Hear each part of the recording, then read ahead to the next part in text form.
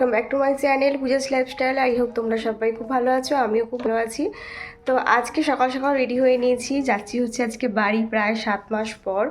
অনেক দিন ধরে যাওয়া ডেটটা ক্যান্সেল হয়ে যাচ্ছে, আগের উইকে যাওয়ার কথা ছিল, তবে মামার শরীরটা খারাপ ছিল বলে যেতে পারিনি বলে ক্যান্সেল হয়ে গিয়ে আজকে ফাইনালি আমি যাচ্ছি। 3টে ডেট ক্যান্সেল হয়েছে।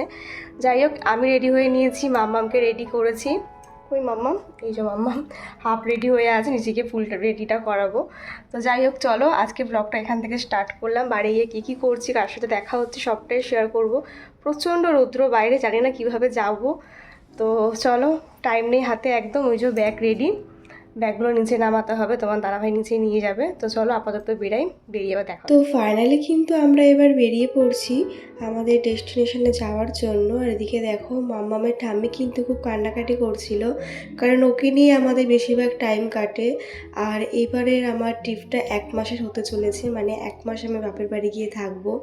তার জন্য কিন্তু মায়ের মনটা খুব খারাপ হয়ে গেছিলো। তো যাই হোক, কী আর করা যাবে, আমারও মনটা খুব খারাপ ছিল। দেখবে বাড়ি যাওয়ার সময় না যেতে ইচ্ছা করে না, আর ফেরার সময় যেন ফিরতে ইচ্ছা করে না। এই জিনিসটাই কিন্তু প্রতিবার আমার সাথে হয়ে থাকে, জানি না তোমাদের কার কার সাথে জিনিসটা হয়। তো দেখো, বলতে বলতে বেরিয়ে পড়েছিলাম, আর তারপরে কিন্তু স্টেশনে চলে আসলাম। স্টেশনে আস্তে আস্তে কিন্তু ট্রেনটাও পেয়ে গেছিলাম। আর আজকে আমরা যাচ্ছি হচ্ছে ব্যান্ডেল হয়ে। তো ব্যান্ডেল নৈহাটি লোকালটা ধরে কিন্তু চলে যাবো সোজা ব্যান্ডেলে। তারপর সেখান থেকে একটা ট্রেন চেঞ্জ করলেই কিন্তু আমাদের বাড়ি। আর এদিকে দেখো, মাম্মাম কিন্তু ট্রেনে বসে বেশ ভালোই মজা পেয়েছিল। তোমাদের সাথে ব্লগটা শেয়ার করতে আমার 2 দিন লেট হয়ে গেল, কারণ আমি এই বাড়ি এসে একেবারেই ব্লগ এডিট করতে পারছি না। তার মধ্যে দেখবে এডিট করার সময় কিন্তু তোমরা অনেক রকম আওয়াজ শুনতে পাবে, কারণ আমার বাড়িটা একেবারে রোডের সামনে, তো প্রচুর আওয়াজ হয়। তো ভয়েস ওভার দিতে আমার একটু প্রবলেমই হচ্ছে, তো তোমরা একটু ম্যানেজ করে নিও। যাই হোক, তারপরে দেখো আমাদের স্টেশন থেকে কিন্তু ট্রেন ছেড়ে দিল ব্যান্ডেল যাওয়ার উদ্দেশ্যে। তো এখান থেকে মাত্র 2টো স্টপেজই ব্যান্ডেল।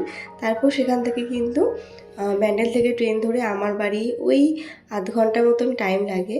তো যাই হোক, দেখো ট্রেনে বসে বসে তো যাচ্ছি, মাম্মাম কিন্তু বেশ মজা করতে করতে গেছে। দেখো পুরো বাইরের ভিউটা দেখতে দেখতেও গেছে। ভাবছিলাম কি হয়তো ট্রেনে উঠে দুষ্টুমি করবে, কারণ যে প্রচণ্ড পরিমাণে গরম পড়েছে, আর এই গরমটার মধ্যে না আমারও কেমন যেন লাগছিল, তবে সেরকমও একটা অসুবিধা হয়নি।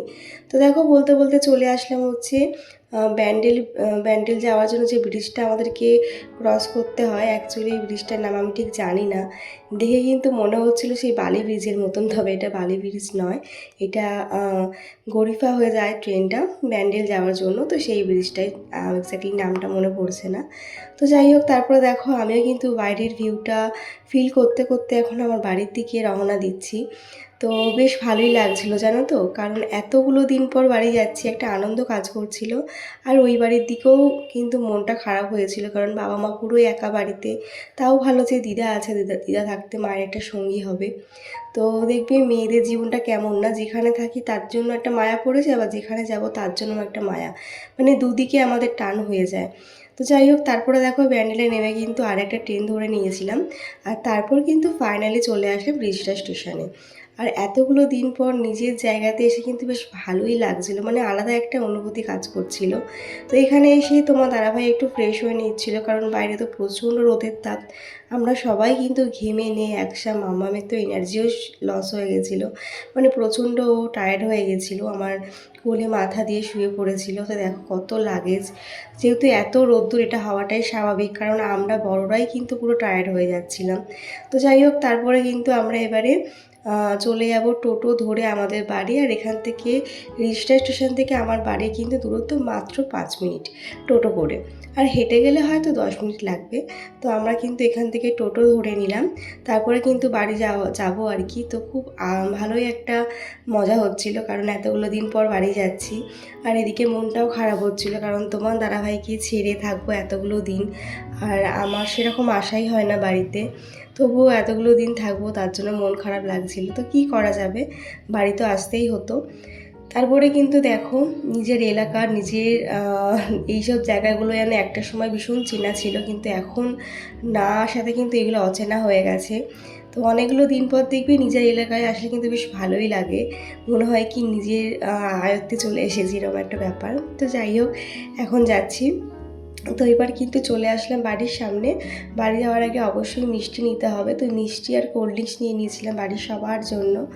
আর বাড়ি এসে এতটাই কাজে ব্যস্ত হয়ে পড়েছিলাম যে এরপরে কোনো ভিডিও শ্যুট করা হয়নি। আর সবথেকে বড় কাজ হচ্ছে মামামকে সামলানো, কারণ তোমার দাদাভাই কিন্তু লাঞ্চ করে ডিউটির জন্য বেরিয়ে যাবে, ওরা আজকে ছুটি নেই। যেহেতু নেক্সট উইকে আসবে, আমাদের বাড়িতে একটা অনুষ্ঠান আছে, তখন তোমাদের সাথে সবটাই শেয়ার করবো। দেখো এখন কিন্তু আমাদের বাড়ির সবচেয়ে ক্ষুদে সদস্যের সাথে মাম্মাম এখন ফ্রেন্ডশিপ করছে। তো বাড়ি এসে সেরকম কোনো ভিডিও শ্যুট করা হয়নি, বললামই এত আনন্দর মাঝে সেরকম আর ভিডিওই করতে ভুলে গেছিলাম। আর তোমার দাদাভাই লাঞ্চটা করলো না, বললো যে প্যাক করে দিতে, ও ব্রাঞ্চে গিয়ে খেয়ে নেবো, যেহেতু ডিউটির টাইম হয়ে যাচ্ছিলো। তো চলো তোমার সাথে ছোটো করে একটু শেয়ার করে দিই আজকে লাঞ্চে কী হয়েছিল। ভাত হয়েছিল, সাথে ছিল হচ্ছে এটা উচ্ছে চচ্চড়ি, আর হচ্ছে তোমার মোরলা মাছের ঝাল, আর হচ্ছে তোমার কাতলা মাছের ঝোল। তো এইসব মেনু ছিল আর কি, ভীষণ ভালো। এতদিন পর বাড়ির এত সুস্বাদু মেনু খেয়ে তো ভীষণ ভালো লাগছিল, এটার জন্যই বাড়ি আসা। তারপরে দেখো এখানে সব কচিকাচাতে দল দল একটু দেখিয়ে দিলাম। তো এরপর আর কোনো ব্লগ শ্যুট করতে পারিনি। তো আজকে ব্লগটা আমি এখানে শেষ করছি। কেমন লাগলো অবশ্যই জানিও, ভালো লাগলে অবশ্যই লাইক কমেন্ট করে দিও। বাই সবাইকে, সবাই খুব ভালো থেকো।